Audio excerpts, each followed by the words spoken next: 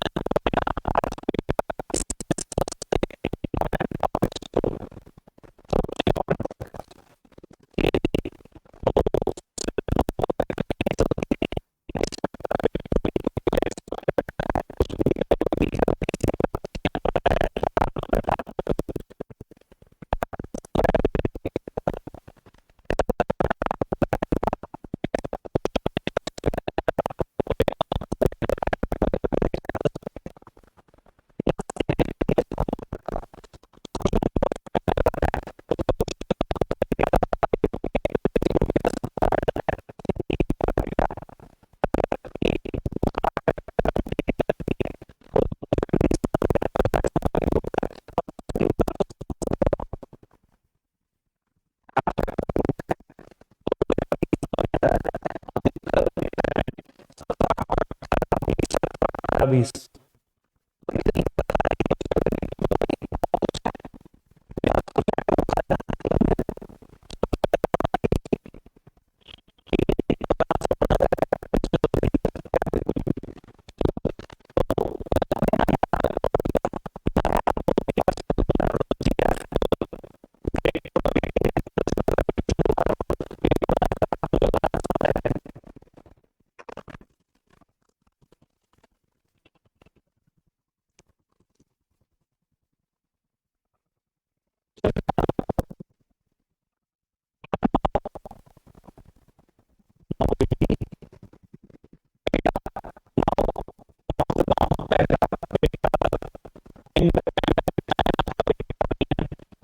एक बहुत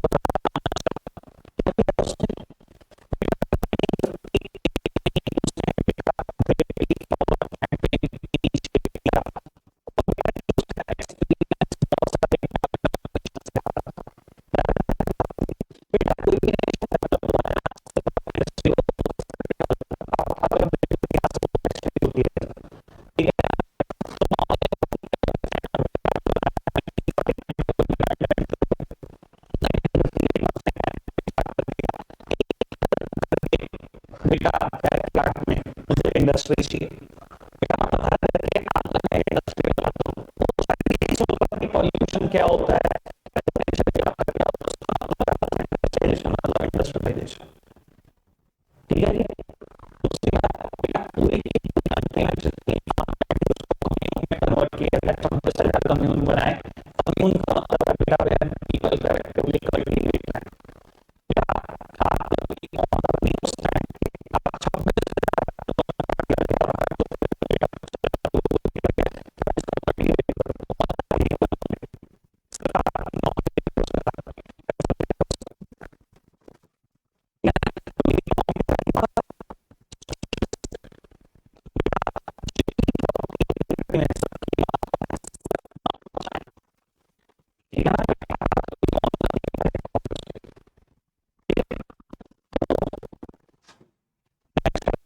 एक पैराग्राफ ही पढ़ना है, सिर्फ एक पैराग्राफ।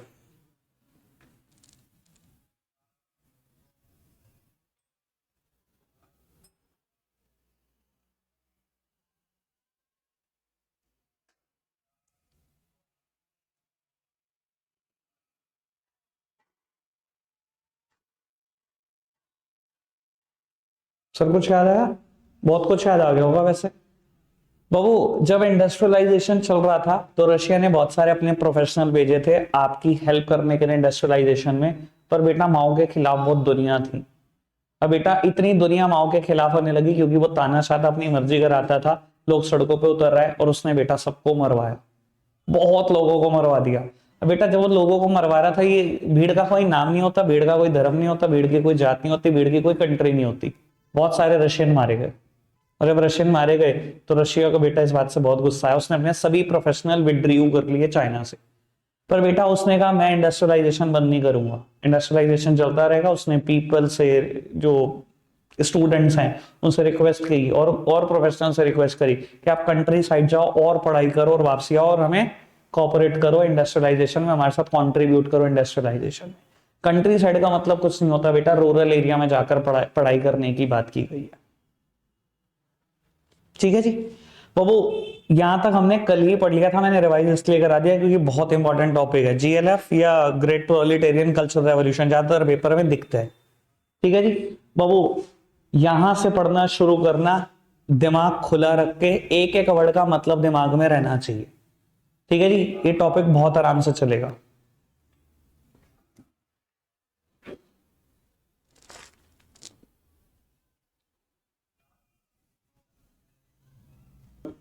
एक बार है पढ़ लिया, पढ़ पढ़ पढ़।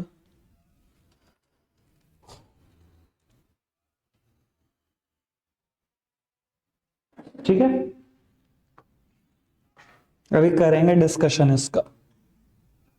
बाबू यहीं तक पढ़ना है आपको, ठीक है ना। उसके बाद पाकिस्तान वाला मुद्दा है वो तब पढ़ेंगे, पहले आप ये पूरा करो यहां तक।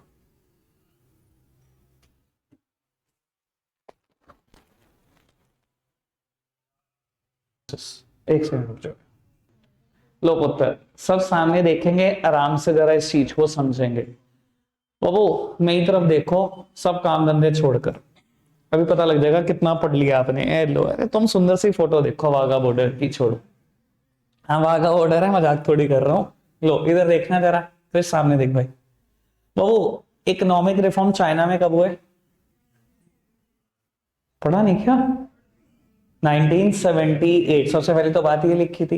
पर बेटा चाइना में इकोनॉमिक रिफॉर्म बेटा दो अलग अलग फेजेस में हुए। पहली फेज को कुछ भी कहें, पर बेटा इन्होंने तीन बातें करी, पर मैं सच बता रहा हूं वो एग्रीकल्चर रिफॉर्म्स थे सिर्फ। ठीक है, और जो सेकंड फॉर्म थी बेटा रिफॉर्म की, वो इंडस्ट्रियल रिफॉर्म थे। मुझे नहीं पता आपने क्या पढ़ा, पर बेटा ये बना हुआ सबसे यहीं से है जो मैं बोल रहा हूं।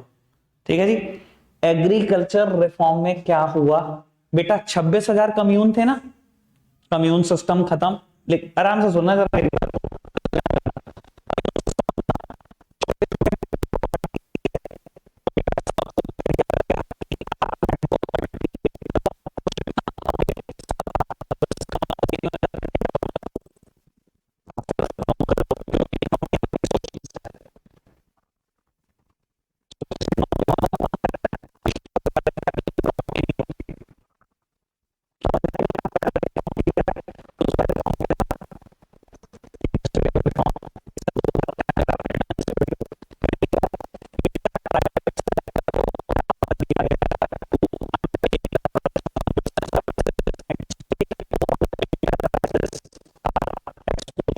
प्राइवेट कॉम्पिटिशन,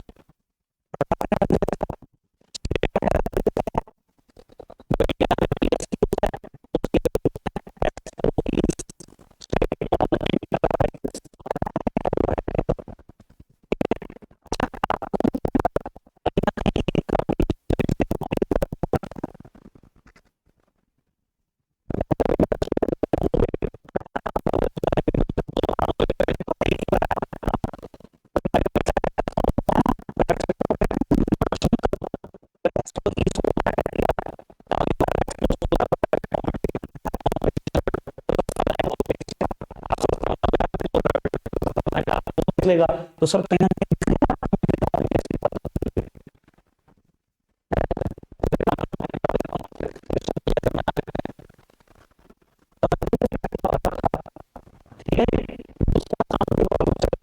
से बड़ा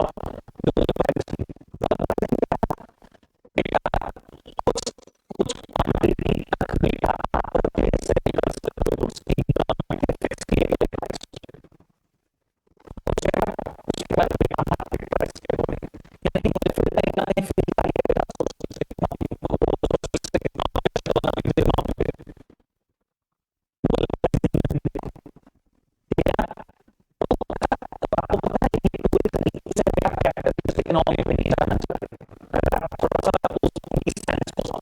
उन्होंने क्या किया, एक क्वांटिटी फिक्स रखी, इस प्राइस पे खरीदा, इस प्राइस पे बिका।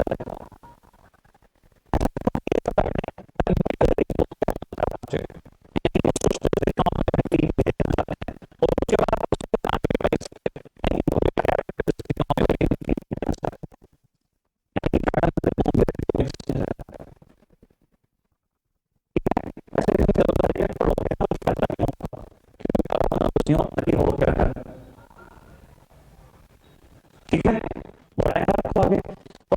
चाइना वाला पोर्शन लगभग लगभग हमें क्लियर कर दिया कि चाइना ने कैसे ग्रोथ किया है। ठीक है ना, पाकिस्तान की बात पढ़ना शुरू करते हैं, पढ़ना जरा ढंग से पढ़ना, तरीके से।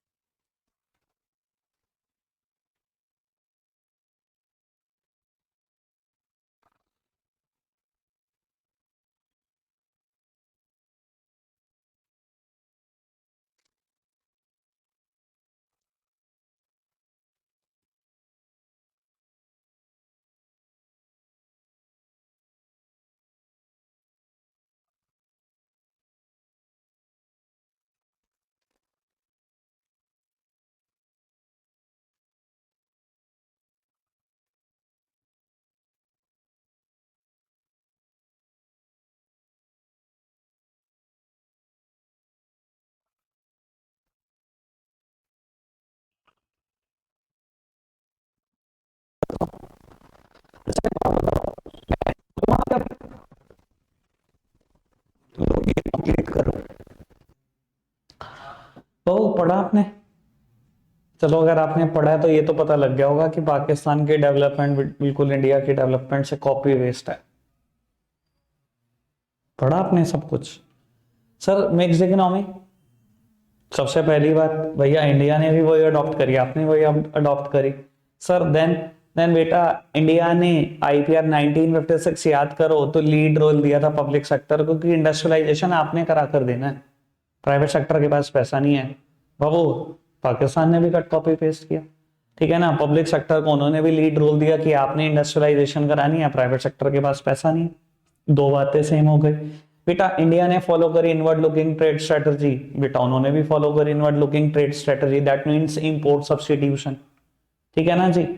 बेटा इंडिया का भी देखोगे कहीं ना कहीं नेशनलाइजेशन ऑफ कैपिटल गुड्स इन्होंने भी किया था, इन्होंने भी ये किया, एक वर्ड हाईलाइटेड था नेशनलाइजेशन ऑफ कैपिटल गुड्स। इसका मतलब क्या होता है नेशनलाइजेशन ऑफ कैपिटल गुड्स का? इसका मतलब होता है बेटा प्राइवेट सेक्टर तो कुछ कर नहीं सकता, सरकार तुमने ही प्रोड्यूस करने देने हैं, तुमने ही कैपिटल गुड्स को अरेंज करके देना है पूरी की पूरी कंट्री में। तो यही उन्होंने किया, ये इंडिया ने किया। बेटा इंडिया में भी अगर आप देखो तो सही मायने में डेवलपमेंट ग्रीन रेवोल्यूशन के बाद स्टार्ट हुआ, पाकिस्तान में भी देखो तो सेम हुआ, कट कॉपी पेस्ट सेम। यानी कि देखा जाए तो इनके ग्रोथ पाथ बिल्कुल सेम है, सेम सेम स्ट्रेटजी है, सब कुछ कट कॉपी पेस्ट सेम है। समझ आई थी? कोई दिक्कत कोई परेशानी तो नहीं? चलो जी, अब यहां से शुरू होता है सबसे काम का टॉपिक, ठीक है ना जी। मैंने बोला था आज सिर्फ कितने टॉपिक करेंगे? दो, एक हो गया, एक बचता, ठीक है जी। सबसे काम का टॉपिक यही है बाबू, पढ़ो सीधा क्या लिखा हुआ है, डेमोग्राफिक इंडिकेटर। और एक बार पहले इस टेबल पर नजर घुमाओ और टेबल याद करनी है सारे स्टैट्स के साथ अपनी।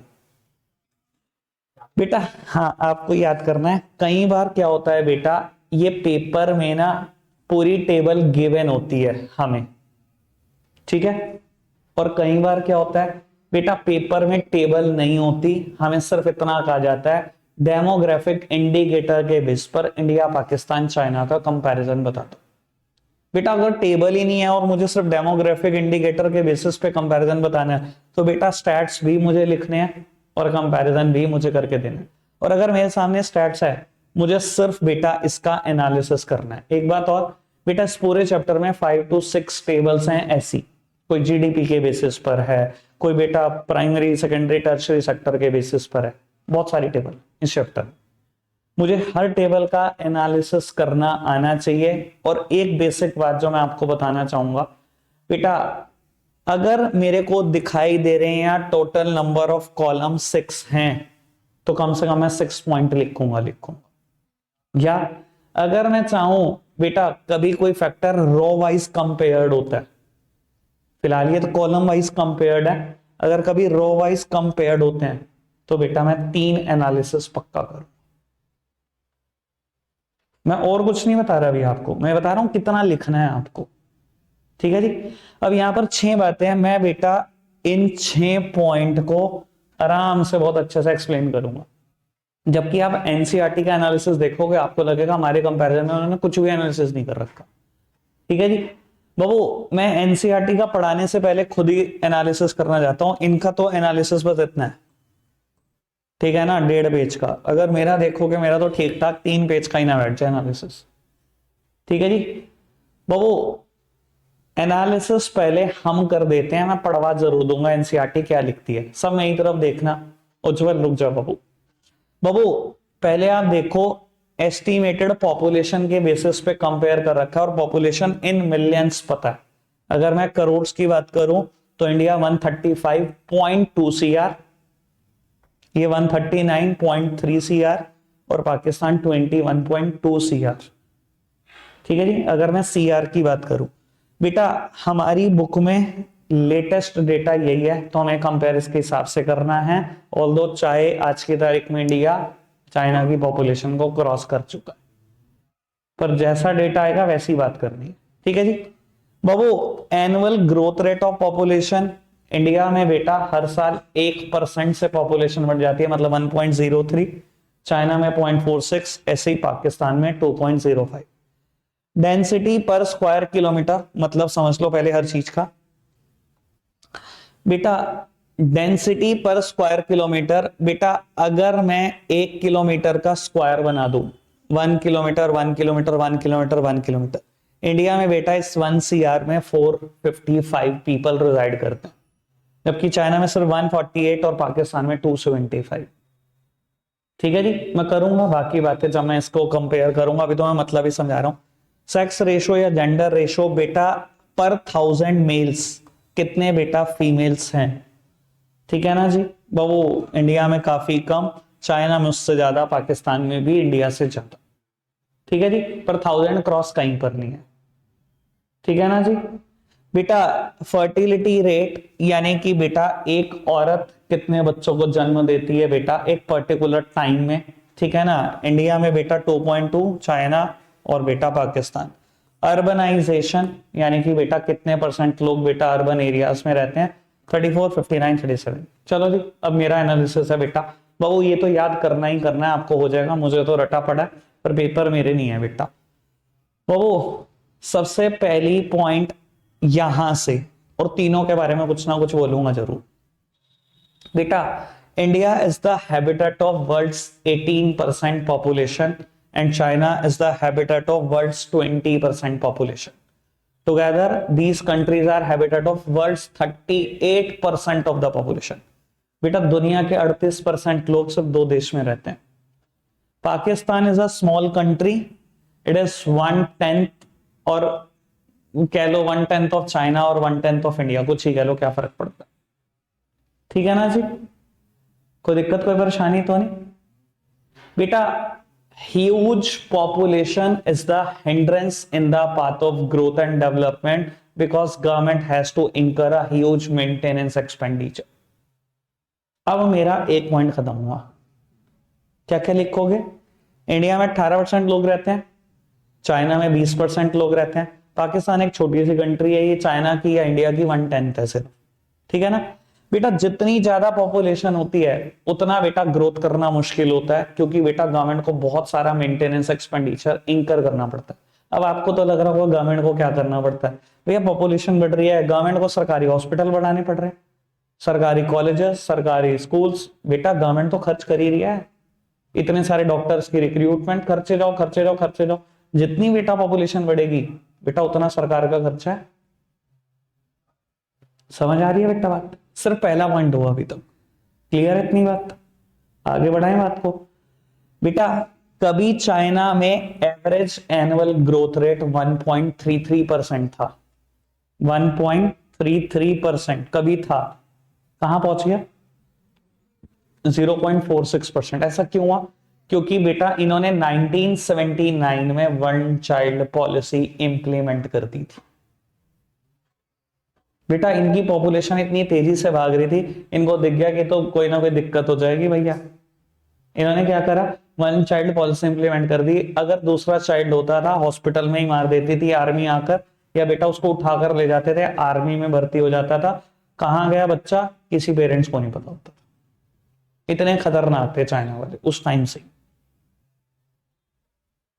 समझ में आती है बेटा बात, क्लियर है बात। बाबू इंडिया में और पाकिस्तान में ये एवरेज एनुअल ग्रोथ रेट बेटा बहुत अलार्मिंग है, इतना अलार्मिंग है। चलो मैं कहता हूं पाकिस्तान में फिर भी कोई दिक्कत नहीं, भैया आपकी पॉपुलेशन 21 करोड़ है, 2% हर साल बढ़ा भी दोगे तो क्या फर्क पड़ गया। लेकिन बेटा इंडिया की पॉपुलेशन 135 करोड़ है, 1% बढ़ना मतलब 1.5 करोड़ लोगों का बढ़ जाना। तो बेटा आपकी annual growth rate of population बहुत ज्यादा है, इतनी अलार्मिंग है कि soon India will cross the China's population. अभी भी आपको ऐसा ही लिखना है क्योंकि डेटा तो यही है ना। Soon India will double of China, tension ना लो आप। भाई हर जगह पे नंबर 1 है ना, नंबर 2 की कोई बात नहीं, सीधी सी बात, हर जगह पे नंबर 1, ठीक है ना, कोई शर्म नहीं। अभी तो इंडिया, अभी तो कहते हैं इंडियंस बहुत शर्मीले हैं, अब इतने हैं भैया, तुम ना ही करो शर्म। सोच करियो भाई, लो पुत्र। बाबू आगे बढ़ाते हैं बात को, बस बिल्कुल चुप। बेटा डेंसिटी की अभी मैंने बात करी, पर स्क्वायर किलोमीटर बेटा कितने लोग रहते हैं। और बेटा डेंसिटी की बात तो ये है बेटा, मेट्रो सिटी में चले जाओ बेटा, हालात खराब है, ठीक है ना। मैंने पिछली बार भी आपको ऐसा समझा था डेंसिटी, ताकि आपके दिमाग में रहे बेटा। WHO ने ना कोविड के टाइम पर सबसे ज्यादा टेंशन इंडिया के लिए जताई थी, क्योंकि इंडिया की मेट्रोस में डेंसिटी ना बेटा 1000 क्रॉस है। आप कहते हो इतना डिस्टेंस होना चाहिए, भैया अगर 1000 क्रॉस है मतलब बेटा हर 1 मीटर में एक बंदा रहता है। तो उनको लग रहा था ये कोविड में डिस्टेंस कैसे मेंटेन करेंगे, मिनिमम डिस्टेंस, ये तो सभी इन्फेक्टेड हो जाएंगे। मतलब WHO को इतना डर था इंडिया से, क्योंकि इंडिया सबसे सेफ निकला कि इंडिया बचा नहीं पाएगा। और गलती से बेटा ठीक था वेव इंडिया में आ जाती ना, या इंडियंस ज्यादा अवेयर ना रहते या थोड़ी सी लापरवाही करते, सर ये अनकंट्रोलेबल सिचुएशन होती इंडिया के लिए, अनकंट्रोलेबल। अच्छा, चाइना की पॉपुलेशन इंडिया से ज्यादा होने के बावजूद चाइना में डेंसिटी कम क्यों है? क्योंकि बेटा उनके पास बहुत बड़ा ज्योग्राफिकल एरिया है आपसे 3 गुना, क्योंकि उनके पास इतना बड़ा ज्योग्राफिकल एरिया, इसलिए उनकी डेंसिटी काफी कम है। हमारे ज्यादा पॉपुलेशन है फिर भी एरिया ट्रिपल है, तो डेंसिटी कुछ भी नहीं बैठी। दिमाग में रह जाएगी अब डेंसिटी वाली बात, मैंने एग्जांपल जान के दिया है WHO वाला, ठीक है जी बाबू। उसके बाद जेंडर रेशो या सेक्स रेशो की बात करें बेटा, तीनों की तीनों कंट्री जेंडर बाइस्ड दिखाई दे रही हैं आपको, दिखाई दे रहा है जेंडर बाइसनेस है। पर 1000 मेल, फीमेल्स तो बेटा किसी भी कंट्री में 1000 नहीं है। तीनों की तीनों कंट्री क्या है बेटा, सोशली बैकवर्ड बेटा, यानी कि तीनों की तीनों कंट्री में प्रेफरेंसेस देते हो आप मेल चाइल्ड को। क्लियर है बेटा बात? आगे बढ़ाएं बात को। देन बेटा फर्टिलिटी रेट, बाबू फर्टिलिटी रेट बाबू इंडिया और पाकिस्तान में दिख ही रहा इतना ज्यादा क्यों है बेटा? क्योंकि प्रेफरेंसेस हमारे यहां पर हद से ज्यादा है मेल चाइल्ड को। चलो जी, पहली चाइल्ड बेटी हो गई, कोई दिक्कत नहीं, एक और बार ट्राई कर लो। बेटा दोबारा बेटी होगी, कोई नहीं, एक और बार ट्राई कर लो, कभी तो बेटा होगा। Preferences are given to the male child, इसके चक्कर में फर्टिलिटी रेट बढ़ता रहता है, ठीक है ना। वहां ऑप्शन नहीं है, पहली बेटी हो गई, सेकंड चाइल्ड नहीं कर सकते। ये फर्टिलिटी रेट फिर भी 1 पॉइंट से ज्यादा क्यों आ रहा है? क्योंकि बेटा अब उन्होंने हाल ही में अलाउ कर दिया है 2 चाइल्ड, और ऐसा चाइना ने इसलिए किया, मैं अभी बता देता हूं आपको। क्योंकि बेटा वहां पर मोस्ट ऑफ द पॉपुलेशन 60% के आसपास पॉपुलेशन बुजुर्ग है, उनको पता है इन्होंने बहुत जल्दी जल्दी बेटा सारी की सारी कंट्रीज इस टाइम इंडिया से डर रही हैं, क्योंकि हमारे पास सबसे ज्यादा यूथ है। तभी तो बेटा ऐसे एक्सपेक्टेशन है कि हम बहुत जल्दी 3rd लार्जेस्ट कंट्री बन जाएंगे बेटा, इकोनॉमी हमारा GDP 3rd लार्जेस्ट हो जाएगा, और सोन 1st लार्जेस्ट भी होंगे, मतलब पीक पर होंगे। क्योंकि बेटा हमारे पास जितना यूथ है वो किसी भी कंट्री के पास नहीं है। समझ में आती है बेटा बात? ठीक है जी, क्यों उन्होंने 1 चाइल्ड पॉलिसी को त्याग दिया? क्योंकि बहुत बुजुर्ग हो चुके हैं चाइना में, ठीक है जी। तो वो लास्ट वन इज अर्बनाइजेशन, काम की बात है बेटा। इंडिया को देखो सबसे कम अर्बनाइजेशन, जबकि बेटा चाइना और पाकिस्तान ने थोड़े greater sign of urbanisation show किए हैं। एंड बेटा urbanisation is closely linked with the structural transformation. Urbanisation का लेना देना बेटा आपके इंडस्ट्रियल सेक्टर, आप कौन सी इंडस्ट्री में काम कर रहे हो उससे भी लेना देना है। Urbanisation is closely linked with the structural transformation. अगर शहरों में रह रहे हो ऑब्वियस सी बात है खेती नहीं करोगे, शहरों में जगह नहीं है। तो अगर शहरों में आ चुके हो इसका मतलब क्या है बेटा, या तो आप मैन्युफैक्चरिंग करोगे, मतलब कोई इंडस्ट्री खोलोगे, या बेटा सर्विस सेक्टर में काम करोगे। और अगर इंडिया अर्बनाइजेशन नहीं कर पा रहा बहुत ज्यादा, इसका मतलब है बेटा India fail to generate the employment outside agriculture. India में आज भी लोग एग्रीकल्चर में पड़े हुए, निकलने का नाम नहीं है। जब तक गांव में रहोगे, जब तक अर्बनाइजेशन नहीं हो रहा, इसका मतलब बेटा लोग निकल ही नहीं रहे एग्रीकल्चर से। क्लियर है बेटा बात? समझ में आए? 6 के 6 एनालिसिस एनसीईआरटी पढ़ लेते हैं, लेकिन सिर्फ वो पढ़ना ही होगा, ठीक है ना। जो मैंने एनालिसिस बोल दिया वो परफेक्ट है, वही लिखना है, ठीक है। नोट्स में भी लिखा हुआ है, पढ़ देते हैं बस कि हमारे पास से कोई काम की बात ना छूट जाए। बेटा फटाफट से पढ़ना।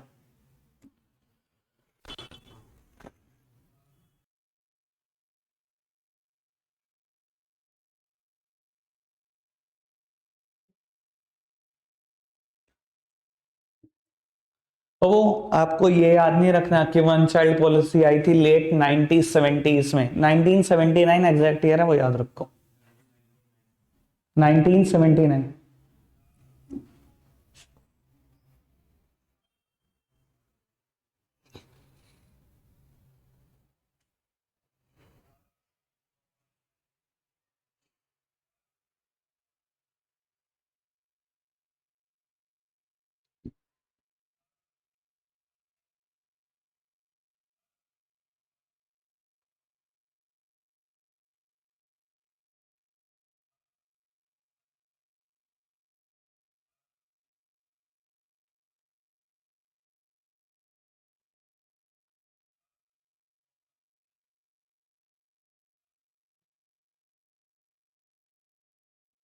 जैसे खुद एनालिसिस लिखते हैं ना, कोई लिखा है तो नंबर नहीं देने का उनको, बस सीधा फर्टिलिटी रेट यहाँ पर कम है, यहाँ ज्यादा है। भैया वो तो हमें भी दिख रहा है टेबल से, रीजन तो बता नहीं रहा कुछ।